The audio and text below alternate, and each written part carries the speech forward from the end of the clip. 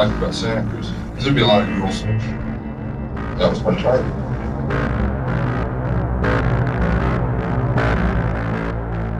Suddenly, just pops in my mind the act of killing, what it was like. Little flashbacks, like it just bugged this shit.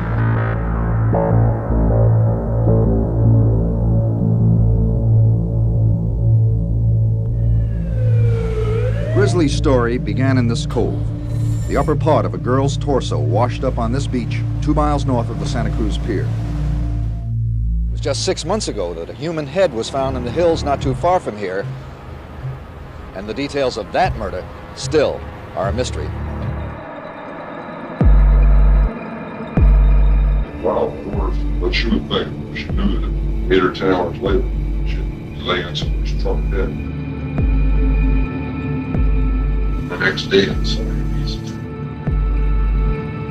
He grew to 6'9", weighed 21 stone, 300 pounds. He was, in a way, almost a Frankenstein figure. No one needs to think about psychology more than the people in Santa Cruz.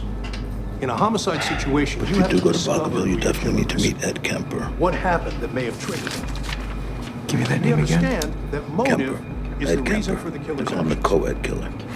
6 teenage girls. He chops their heads right off. He has sexual intercourse with the corpses. Kills his mom with a claw hammer. Has sexual intercourse with her head. Bullshit.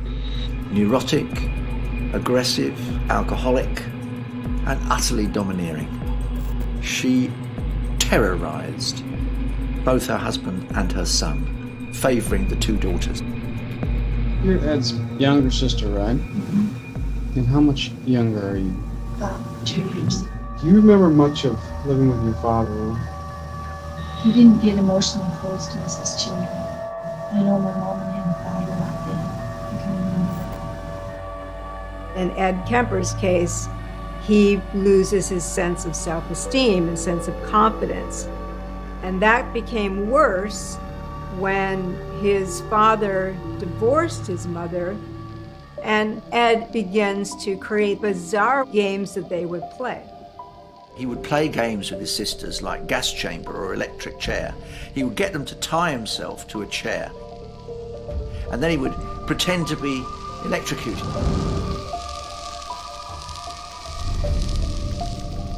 That his fantasies would become death fantasies is really not surprising, because that's really a fantasy of total control over others. We had a cat, and he was mad at it one day. And so we took a swing and cut off his head and painted it. And we wrapped the cat piece in his back, and then we put it in the suitcase. We do see animal cruelty in the past of many serial killers, especially if that serial killer then goes on to target women or girls.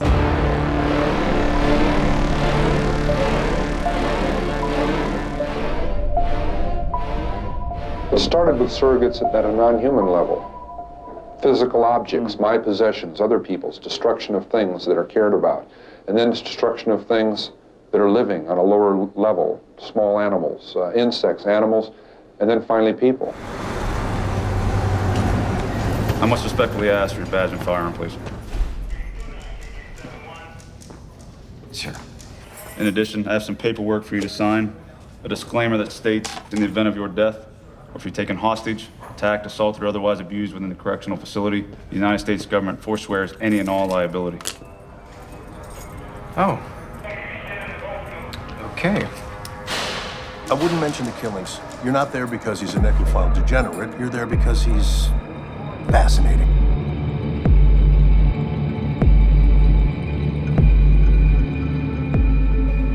Edmund was my mom's idea, so you can call me Ed. Sure thing.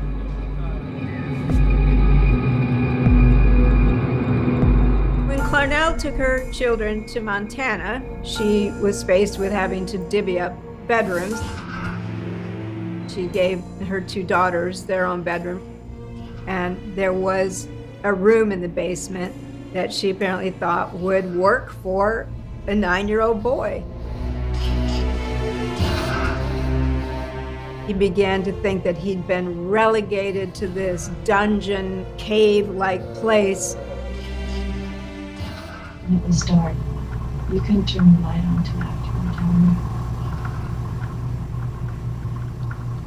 And he was really afraid of that, and he had a lot of bad dreams. Did he wet the bed? Yeah, he did.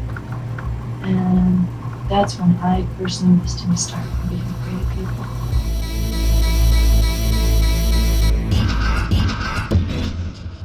My mother was sick. I hated her, but I wanted to love my mother. Ed didn't want to live with his mother anymore, so in the fall of 1963, he got on a bus and went down to California to find his father and reconnect. My brother heard my dad talk about it, saying that he's always causing problems in his new life. My brother with his crying and everything. So Ed's father decides during Christmas to take Ed to see his parents. His grandmother is very similar to his mother. She's incredibly domineering. She's not particularly nice to him. They wouldn't let him bring any friends home and get into any social activities in the high school. And we gave him a rifle and a dog and told him to go hunt gophers. And he couldn't watch cartoons or read comics and stuff. I shot her twice in the head and once in the back. But she was dead after the first shot. He talked later about the fact that he kind of lost control of his body, he kind of blacked out. And they were both shot? Yeah, good for the rifle.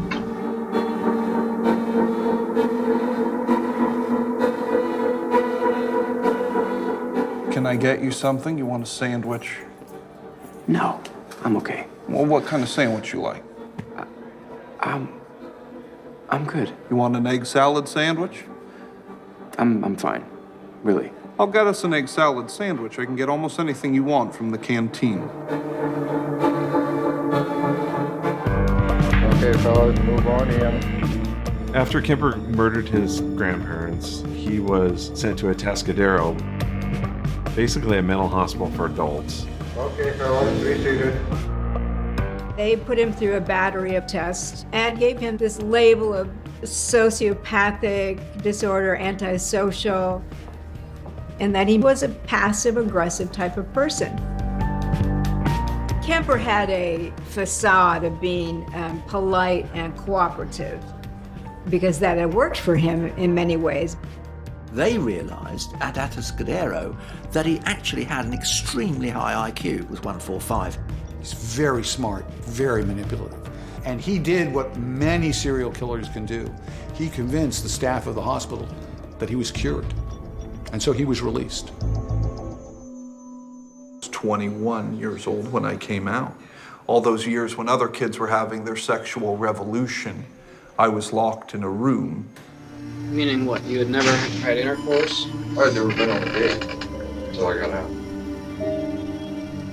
That's where I started feeling intimidated because of my lack of knowledge and no expertise in all of journalism. I was scared to death of failing in male-female relationships, even sitting down to talk to a young lady. I wanted to communicate.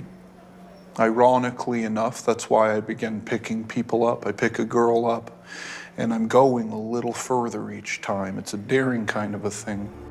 Alice Liu and Rosalind Thorpe were last seen February 5th. The bodies were discovered east of Castro Valley. Both girls had been decapitated, and the hands from one body had been cut off. How about the cutting off the heads? I guess it was an old Knights in Shining Armor thing where they go around and kill them and cut their head off. And hold it up high and all this. His need to possess. He's going to not just kill her and cut her into pieces, he's going to take part of her as if it brings her into him so that he can relive the experience of having had this power over her. He would drive around the university where his mother was working and pick up co-eds. And he describes this specifically as being done because those co-eds had a connection, however ephemeral or symbolic, with his mother and her place of work. First, there wasn't a gun. I'm driving along. We'd go to a vulnerable place where there aren't people watching, where I could act out, and I say, no, I can't.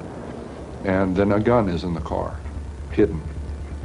And this craving, this awful, raging, eating feeling inside.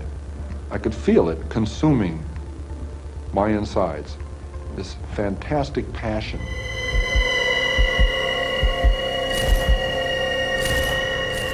This kind of bizarre pseudo-schizophrenic logic is classic of a level of pathology we see in very few people in the world. He was extremely talkative. He likes talking to cops. He's lonely. He could do it all day. He's not some frenzied thrill killer, Bill. I think we need to face that.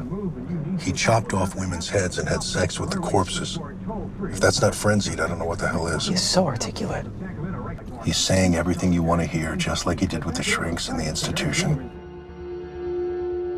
Very large person, 6'9", and you would think someone that large is going to be prone toward violence and aggression and overbearing personality. And I'm working toward quite the opposite. So I would say the difference between 16, 17 years ago, where I was considered friendly, an easygoing person, that was a facade. Now it's real. The horrifying aspect of Kemper now is that his sexuality is completely deformed. He cannot effectively operate sexually if the woman is alive. The only reason that he's not raping them before he kills them is that he doesn't want to be rejected by them. When you're having sex with the dead body, it's not going to reject you, it's not going to insult you or demean you in the same way that his mother had insulted or demeaned him. They're weaker than men, so they learn strategies. They deploy their minds and their sex, and they intuitively learn to humiliate. Did your mother humiliate you?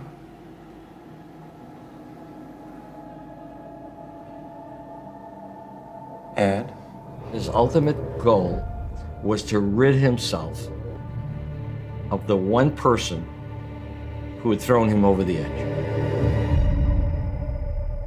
I went back to her when she was sufficiently asleep. I walked up to her and looked at her first. I had a knife in one hand and a hammer in the other.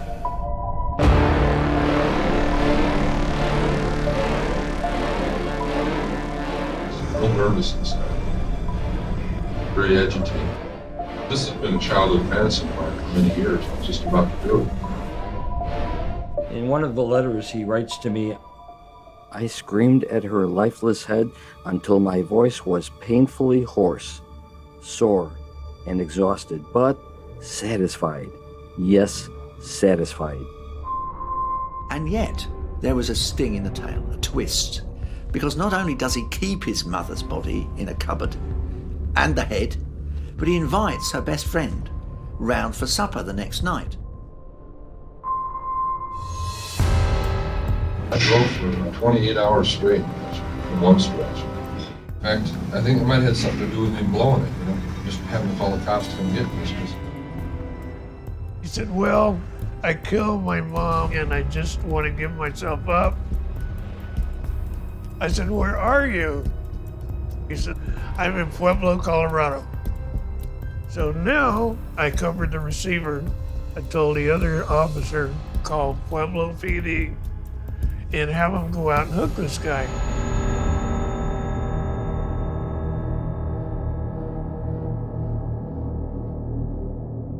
Aptos, just a few miles south of Santa Cruz, where this morning about 5:30, county sheriff's investigators found the bodies of two women, one of them decapitated and her right hand cut off.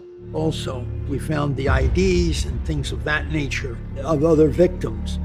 And it began to dawn on us that when we found stuff like that, he was the co-ed killer. Yeah. The biggest thing that I gleaned out of that interviews and the time I spent with him was the fact that he was so matter-of-fact, that he had total recall, and that he felt no remorse whatsoever.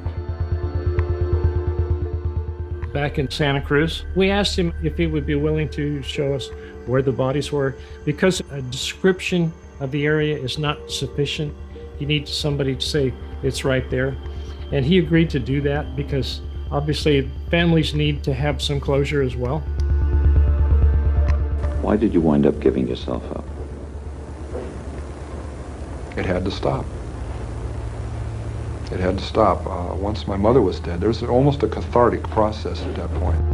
For the most part, it was amazing that he would do something like this close to his own home. One of his victims, he had buried her skull in his mother's backyard, and he told me that he had actually taken the face off of the skull, buried the skull, and put the face on top.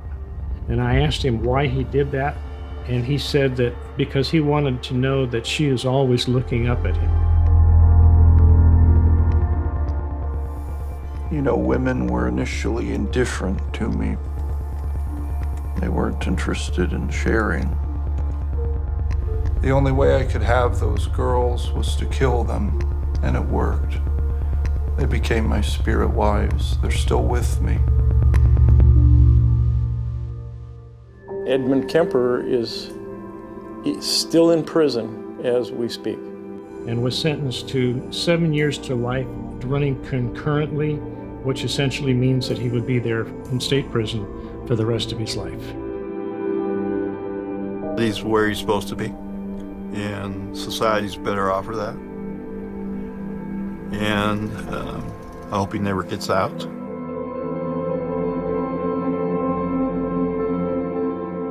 you hitchhike? Only if absolutely necessary, and only with females now. Why? Well, I'm afraid. Why did you quit? Because of all the weird things that have been happening with the rapes and girls being chopped up and things like that. These are the ones. Now, would you get in the car with this man? Huh?